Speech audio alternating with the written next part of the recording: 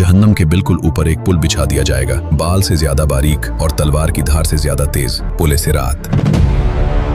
नीचे कुछ नजर नहीं आ रहा होगा, बस हौलनाक आवाजें होंगी, जहन्नम की दहकती हुई आग की धार और शोलों का वो शोर जो दिमाग की रगें फाड़ दे। इसी अंधेरे में नीचे से लोहे के बड़े बड़े कांटे निकलेंगे जो अंधेपन में इंसानों के गोश्त को टटोल रहे होंगे। ये कांटे खारदार झाड़ियों के नोकीले कांटों की तरह होंगे, लेकिन उनका साइज और हैबत सिर्फ अल्लाह जानता है। जब ये अंधेरे में किसी गुनाहगार को जकड़ेंगे तो सीधा उसके गोश्त को फाड़ते हुए हड्डियों तक धंस जाएंगे। जिस्म खिंचेगा और इंसान चीखता हुआ नीचे आग के उस समंदर में गोता खा जाएगा जिसकी तह तक गिरने में 70 साल लग जाएंगे। कोई कांटा किसी को नोचकर जख्मी छोड़ देगा और वो लहूलुहान होकर अपना ही खून बहाते हुए आगे की तरफ खिसटेगा। नीचे से उठने वाली आग की लिपटें इतनी ऊंची होंगी कि उनकी तपिश पुल पर रेंगने वालों की खालें झुलसा रही होंगी। इंसान का अपना पसीना और खून इस पुल को मजीद फिसलुआ बना देगा। एक कदम आगे बढ़ेगा तो वो तलवार से तेज धार पांव के तलवों को 2 हिस्सों में चीर देगी।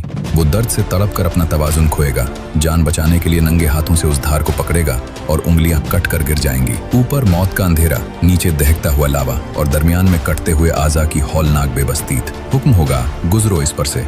इस दिन कोई सूरज या चांद नहीं होगा, सिर्फ अपने आमाल का नूर होगा, जिसकी रोशनी पहाड़ जितनी होगी वो पलक झपकते ही गुजर जाएगा। जैसे आसमान पर बिजली चमकी और गायब, कोई तेज हवा की तरह तो कोई दौड़ते घोड़े की तरह पार होगा। लेकिन जिनके आमाल कमजोर होंगे, कदम लड़खड़ाएंगे, उनके पास सिर्फ इतनी रोशनी होगी जो पांव के अंगूठे पर जलेगी और बुझ जाएगी। एक कदम रोशनी में उठेगा और अगला अंधेरे में पड़ेगा। वो घुटनों के बल घिस रहे होंगे, तेज धार उनका गोश्त काट रही होगी और उनका अपना ही खून पुल पर बह रहा होगा। और वो जिनके पास गुनाहों के बोझ से कोई नूर नहीं होगा, वो पहला कदम रखेंगे और अंधेरे में छुपे लोहे के कांटे सीधे हड्डियों में उतर जाएंगे। वो चीखें मारते हुए सीधा नीचे जहन्नुम की आग में जा गिरेंगे। दाएं बाएं से सिर्फ कट कर गिरने वालों की वहशत गूंजेगी। एक के बाद एक लाशें आग में गिर रही होंगी। कोई किसी को नहीं बचा पाएगा, कोई पीछे मुड़कर नहीं देखेगा। लेकिन इस हौलनाक अंधेरे और चीखों पुकार के बिल्कुल आखिर में जन्नत के दरवाजे पर एक हस्ती खड़ी होगी, नबी करीम सल्लल्लाहु अलैहि वसल्लम। वो अपनी जान बचाकर जन्नत के अंदर जाने के बजाय जहन्नम के इस पुल के किनारे खड़े अपनी उम्मत का इंतजार कर रहे होंगे। उनकी जबान पर सिर्फ एक ही सदा होगी,